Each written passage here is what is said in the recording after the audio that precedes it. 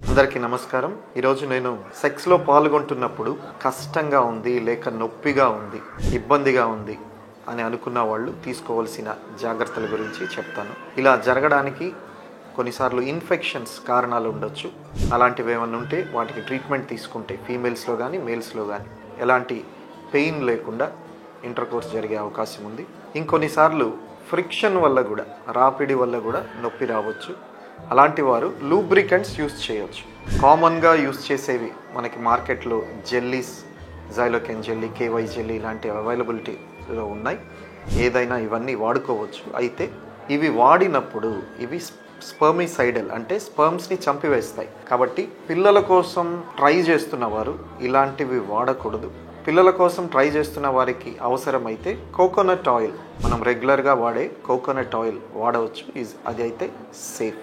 ఇంకా రేరుగా egg white కూడా వాడవచ్చు. అయితే ఆ స్మెల్ అందరూ భరించలేరు. ఒకవేళ అది వాడగలిగితే egg white is also an option. So ఈ లూబ్రికెంట్స్ వాడడం వల్ల స్మూత్గా ఇంటర్ కోర్స్ జరుగుతుంది, లెస్ పెయిన్ఫుల్. సో అవసరమైన వాళ్ళు ఇవి వాడుకోవచ్చు. Thank you.